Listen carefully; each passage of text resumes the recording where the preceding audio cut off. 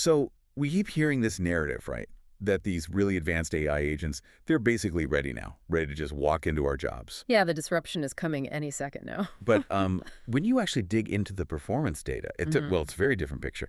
These benchmarks on real freelance tasks, they tell a pretty startling story. There was this major study that tracked agents doing actual Upwork-style gigs. And the results were kind of brutal, actually. Brutal is the word. The very best model they tested, it managed to complete just, what, 2 or 3% of the jobs available? Yeah, it's tiny. Earned something like $1,800 out of almost $144,000 worth of work. So the question is why? Why are these systems that seem so smart, the ones acing academic tests, failing this basic human test of just getting paid work done? And welcome, everyone, to the deep dive. That gap, between a hype and the, let's face it, harsh reality on the ground. That's what we're tackling today. We're going to unpack the sources you sent over, really focus on the actual performance, the potential, sure, but also some of the crazy drama happening behind the scenes. That sounds good. We've got a fair bit to get through for you. Yeah. So, first up, that brutal reality check for AI agents trying to do real work. Then we'll dive into some, frankly, mind-bending new AI models that can chew through an entire novel's worth of text, like super fast. And finally, we'll hit the hottest AI trends blowing up on social media right now. Okay, let's unpack this. So this benchmark study from Scale AI and CAIS. What's interesting is they didn't just, test these agents in a lab. Like thrown right into the deep end. Exactly. The freelance marketplace, where instructions can be vague, feedback is subjective, it's messy. And those numbers we mentioned, that 2-3% completion rate, they're really sobering. You hear AI agent, you think, okay, autonomous worker, ready to go. But this tells you they are just nowhere near autonomous yet. They're really struggling with the basic friction of how humans actually work together. Yeah, the study pinpointed 4 main failure points. First, tasks that need multiple steps, or, and this is key, handoffs between different systems. The agent just gets lost trying to move its work from, say, system A to system B. Right. And second, ambiguous instructions. Massive problem. Stuff a human would just, shoot off a quick email to clarify or ask in a quick chat. 10 seconds, yeah. The agent, it just freezes up. Or worse, plows ahead confidently with completely wrong output. Garbage in, garbage out, but confidently wrong garbage.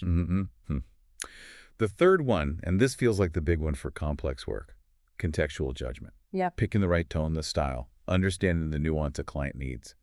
Yeah, I still wrestle with prompt drift myself sometimes when a project's needs shift just slightly. Yeah. So I absolutely get why an agent struggles when things get subjective or need that subtle touch. It's tough even for us humans working with these tools daily. That's a really honest point. And the fourth thing is that feedback loop. The client says, not quite. Try again. Make it, 10% punchier. Focus more on the future benefits. Right.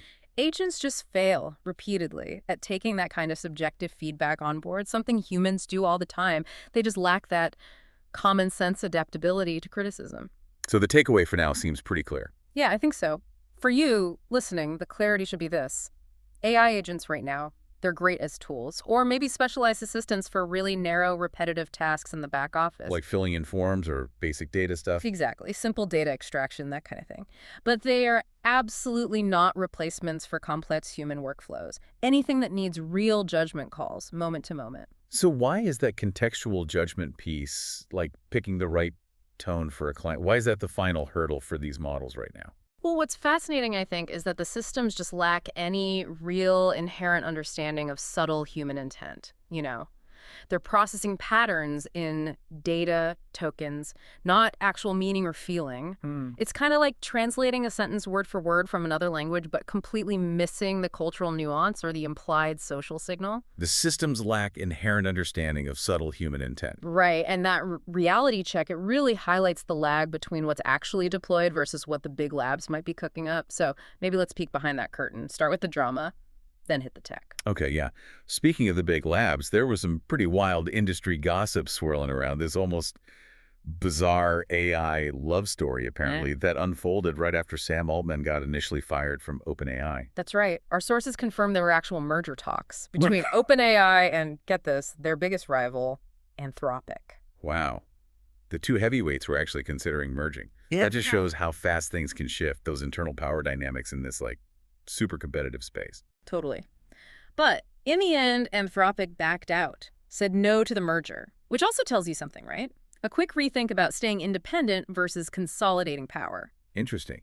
And while all that internal politicking was happening, something else was going on with how ChatGPT is actually working in the wild. This Atlas bot behavior. Sources saying it's actively dodging links from the New York Times. Yeah, instead of linking you straight to an NYT article, it seems to be rerouting, sending users to places like Reuters or maybe the Washington Post instead. Seems pretty clearly like a content dodging move, right? Trying to avoid potential legal headaches. Almost certainly, which is itself a massive development in how these models interact with, established news sources and copyright. So while the lawyers are battling it out over scraping content, the engineers are tackling the really fundamental physics problems of these large language models. And this is where it gets really interesting. Let's talk about this huge technical leap. Moonshot AI's Kimi Linear model. Okay, yeah, this is cool. You know how transformers have always had this problem? Like, transformers are the basic building blocks, the architecture behind things like ChatGPT. Right, the core tech. And they've always just completely choked, fallen apart when you try to feed them too much text to read at once. That huge amount of context just kills the memory. Yeah, that's the classic n-squared complexity issue, right? Every single word basically has to talk to every other word in the input. It just gets computationally massive really fast, needs tons of memory, tons of processing. Exactly. It's super bloated. So Kimi Linear, it uses a different approach, something they call Kimi delta attention. It basically swaps out that demanding everyone talks to everyone system for something way leaner. And the benefits sound pretty striking. They're talking, 75% less memory needed? That's huge for scaling. And generating text 6 times faster. Yeah, massive improvements. And what's clever is how it works under the hood. It uses what's called sparse attention. It kind of intelligently forgets the less important stuff over time, keeps the key info around longer, but crucially, it still mixes in some of the old-style attention layers like a 3-to-1 ratio, just to keep the overall big-picture understanding. But the headline number, the really wild part, is the context window size it can handle. Yeah. 1 million tokens. Million. That's like 750,000 words. You could feed it an entire novel, or a massive software code base, or years of meeting transcripts, and apparently keeps it all straight. Whoa. Okay, just imagine scaling that. 1 million token context, sure, but doing that for like 1 billion queries without the memory just exploding, that genuinely changes everything for big companies, for enterprise use. Exactly. This kind of leap makes data tasks that were just completely impractical before suddenly feasible. Think about lawyers doing discovery on huge cases, or insurance companies processing massive claims using the entire client history, or financial analysts looking at every single annual report a company ever filed. This huge window makes processing these enormous corporate document sets actually practical. Yeah, it really shifts the bottleneck. And the tech's already out there. It's open-sourced, checkpoints on Hugging Face, so anyone trying to wrestle with these massive data sets can start playing with it. So if this Kimi Linear tech holds up, will it truly solve that context window problem for things like large corporate documents? Well, the promise is there. That huge context window makes processing entire documents practical now, really moving beyond the old limitations. Okay, moving from deep tech architecture to maybe the cultural side, how are creators actually using these tools, monetizing them, making stuff go viral? Yeah, it's moving fast, especially on the video front. OpenAI is starting to charge for Sora videos now. You can buy extra credits, extra generations. And apparently, they're even setting up ways for creators to earn money from their Sora content, like a cameo feature soon. Interesting. The ecosystem builds fast. Super fast. And it's global demand, too. Our sources mention guides popping up already for people outside the US on how to get access to the Sora app. Shows how quickly the creator world jumps on new tools. So what are some of the hot trends right now? What's getting traction? Okay, rapid fire. First, spook mode. OpenAI dropped this fun Sora short for Halloween called Monster Manor. Right. And boom, creators immediately started remixing classic monsters, putting their own hyper-stylized spin on them. You see blends of old horror styles with like modern pop culture references, really creative stuff. Okay, right up. Then there's AI ads. Google put out its first ad made mostly with AI, and now brand managers are starting to look at iconic ads, like, those really emotional Coca-Cola Christmas ads? Yeah, classics. And they're expecting AI tools to recreate that level of polish, like instantly. It's definitely speeding up expectations around quality and turnaround time. What about more controversial stuff? Well, that brings us to SNAPStorm, We've seen these viral, politically charged AI videos making the rounds, specifically examples showing SNAP recipients looking really upset about benefit cuts. And these often get amplified through specific news channels. Right, and the ease of making that kind of hyper-realistic emotional content, it feels like it could easily bypass fact-checking when it spreads that fast. Exactly. It definitely increases the risk for rapid disinformation or shaping narratives really quickly. It's something to watch. Definitely. Anything lighter. Oh, yeah. The one we all secretly love. Critter Core. AI pets are just dominating again. We're talking cats that cook gourmet meals, dogs doing like elaborate disco dances. Absurd stuff. Totally absurd, but racking up millions of views. People just love seeing familiar animals in these impossible, super detailed scenarios. It's just pure novelty, high fidelity, weirdness, a dopamine hit. What risks really emerge when AI can generate that viral, politically charged content so easily? I think the big one is the viral spread of potentially misleading stuff, especially when it's hard to figure out where it even came from. That's a growing risk. So what does this all mean? We've kind of looked at two very different sides of AI today.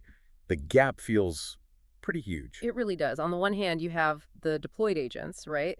And their performance on complex human-type tasks is, well, frankly underwhelming right now. Yeah, they stumble on judgment, ambiguity, nuanced feedback.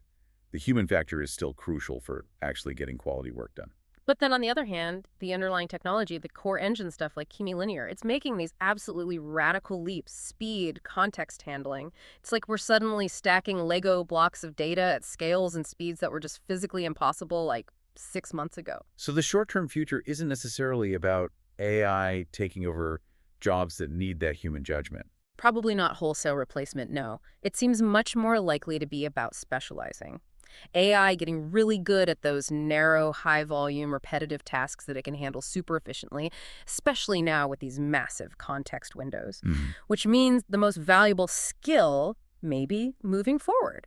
Right. It isn't just learning how to use the AI tools themselves. What is it then? It's mastering the art of asking the right questions, the clarifying questions, the contextual ones that the agents right now just don't understand.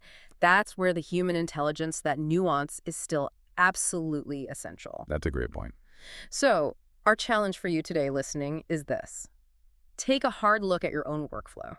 Where are those steps that really require that contextual judgment, that nuance, that ability to handle ambiguity? And the messy parts. Exactly. Find the messy parts, because those are the areas AI can't really touch yet. And those are probably the skill you should be doubling down on, like, right now. Thank you for providing the source material for this deep dive.